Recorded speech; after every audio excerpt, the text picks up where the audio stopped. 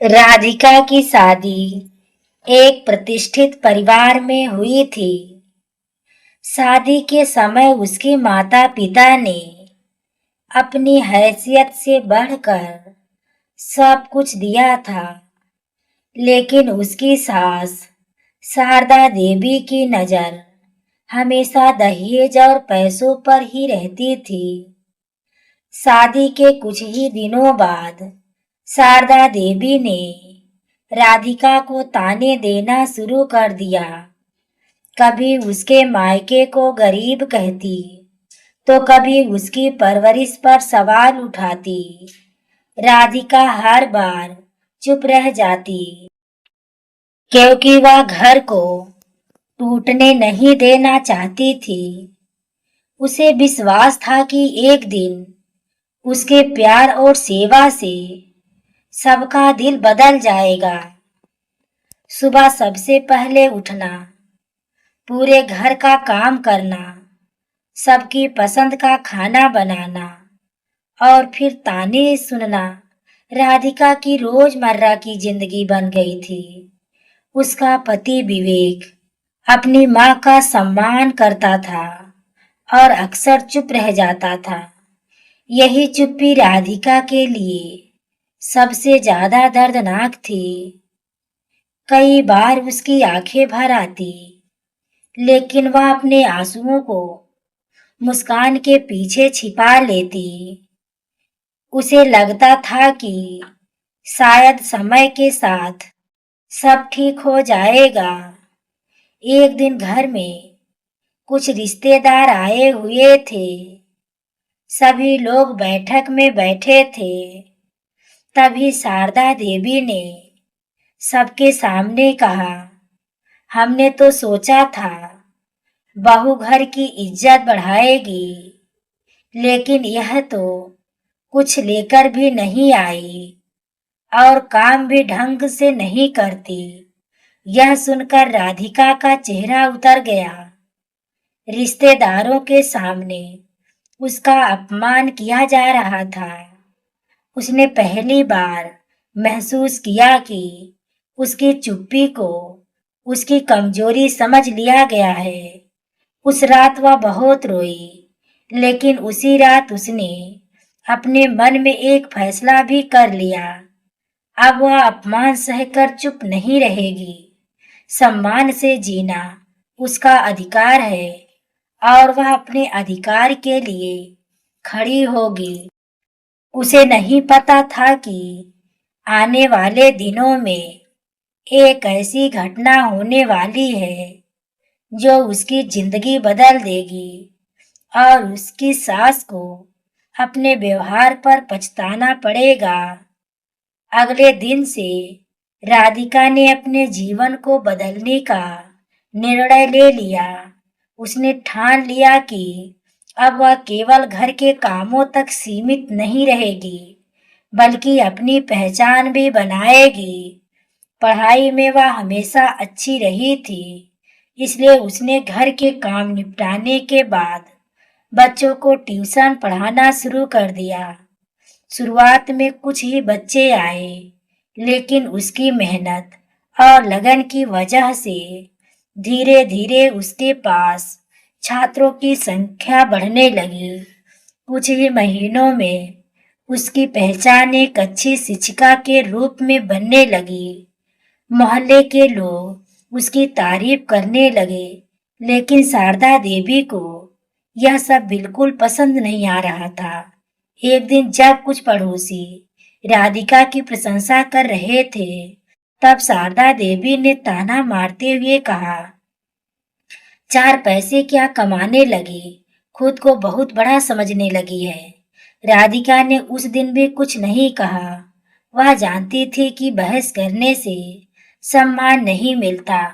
सम्मान अपने कर्मों से कमाया जाता है। उसने अपनी मेहनत जारी रखी। समय बीतता गया और उसकी ट्यूशन इतनी प्रसिद्ध हो गई कि उसने एक छोटा कोचिंग सेंटर खोल लिया। अब उसकी आय घर के कई खर्चों को संभालने लगी थी। इसी दौरान विवेक के व्यापार में भारी नुकसान हो गया। घर की आर्थिक स्थिति अचानक खराब होने लगी। जिन लोगों के सामने शारदा देवी हमेशा अपने परिवार की शान दिखाती थी, वही लोग अब दूरी बनाने लगे। घर के खर्च चलाना मुश्किल होने लगा। ऐसे कठिन समय में राधिका ने बिना किसी शिकायत के अपनी बचत और कमाई परिवार के लिए लगा दी। उसने विवेक का हौसला बढ़ाया और पूरे घर को टूटने से बचा लिया। लेकिन शारदा देवी का अहंकार अभी भी पूरी तरह नहीं टूटा था। फिर एक दिन ऐसा आया जब बैंक से नोटिस आ गया कि अगर कुछ ही दिनों में कर्ज नहीं चुकाया गया तो घर नीलाम हो सकता है। यह खबर सुनते ही पूरे परिवार के पैरों तले जमीन खिसक गई। शारदा देवी पहली बार डर गई। उन्हें समझ नहीं आ रहा था कि क्या करे। तभी राधिका चुपचाप अपने कमरे में गई और एक फाइल लेकर वापस आई। उस फाइल में उसकी कई वर्षों की बचत, निवेश और कोचिंग सेंटर की कमाई का पूरा विवरण था। उसे देखकर विवेक और शारदा देवी दोनों हैरान रह गए। राधिका ने शांत स्वर में कहा, माँ जी, यह घर मेरा भी है, इसे बचाने की जिम्मेदारी मेरी भी है।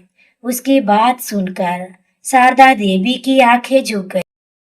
उन्हें पहली बार एहसास हुआ कि जिस बहू को वे हमेशा कमतर समझती थी, वही आज पूरे परिवार की सबसे बड़ी ताकत बनकर खड़ी है। लेकिन अभी कहानी का सबसे बड़ा मोड़ आना बाकी था, जहां राधिका अपने सास को ऐसा जवाब देने वाली थी जिसे सुनकर पूरे परिवार की सोच बदल जाती। राधिका के हाथ में वह फाइल देखकर पूरे घर में सन्नाटा छा गया। विवेक बार बार फाइल के पन्ने पलट रहा था और इसकी आंखों में आश्चर्य साफ दिखाई दे रहा था। जिस बहू को घर में कभी सम्मान नहीं मिला, उसी ने अपनी मेहनत और समझदारी से इतनी बड़ी रकम जमा कर ली थी कि पूरे परिवार का संकट दूर हो सकता था। शारदा देवी कुर्सी पर बैठी थी और उनकी नजरें झुकी हुई थी।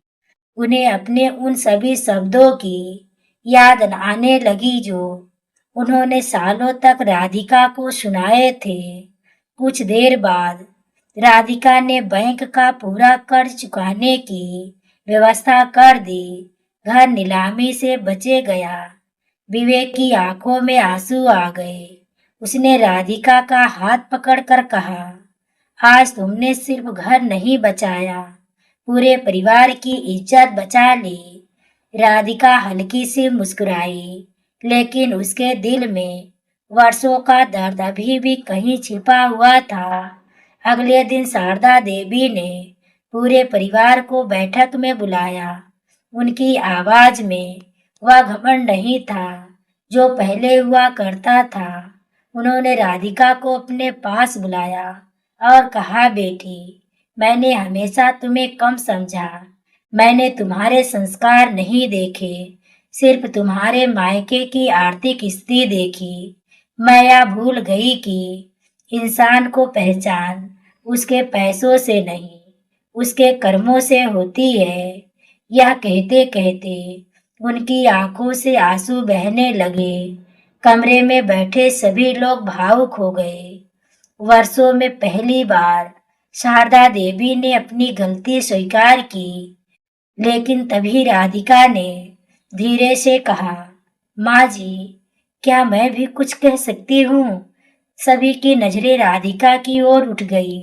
राधिका ने शांत लेकिन दृढ़ आवाज में कहा, मैंने हमेशा इस घर को अपना घर माना। मैंने कभी यह नहीं सोचा कि मुझे बदले में क्या मिलेगा। लेकिन एक बात जरूर सीखी है कि चुप रहना और सम्मान देना अलग अलग बातें हैं। जब कोई बार बार अपमान करे और चुप रहे, हम चुप रहे, तो लोग उसे हमारी सहनशीलता नहीं, हमारी कमजोरी समझ लेते हैं। शारदा देवी की आंखें झुक गई। राधिका आगे बोली, माँ जी, बहू घर में सम्मान लेने नहीं आती, बहू वह सम्मान देने आती है। लेकिन जहाँ सम्मान नहीं मिलता, वहाँ रिश्ते धीरे धीरे टूटने लगते हैं। आपने मुझे गरीब कहा, ताने दिए, मेरी भावनाओं को ठेस पहुंचाई, लेकिन मैंने कभी आपके लिए बुरा नहीं सोचा, क्योंकि मेरे माता पिता ने मुझे सिखाया कि इंसान की महानता उसके व्यवहार में होती है। कमरे में सन्नाटा छा गया। राधिका ने कहा, आज मेरे पास पैसा है, पहचान है और सम्मान है, लेकिन मुझे सबसे ज्यादा खुशी इस बात की है कि मैंने सफलता पाकर भी अपने संस्कार नहीं खोए। ये ही मेरा जवाब है उन सभी बातों का जो वर्षों से मुझे सुनाई गई। यह सुनते ही शारदा देवी फूट फूट कर रो पड़ी। उन्होंने राधिका का हाथ पकड़ लिया और बोली, बेटी, आज तुमने मुझे जीवन का सबसे बड़ा पाठ पढ़ाया है। उस दिन के बाद घर का माहौल पूरी तरह बदल गया। अब तानों की जगह प्यार था, अपमान की जगह सम्मान था और दूरी की जगह अपनापन था। शारदा देवी हर किसी से कहती थी,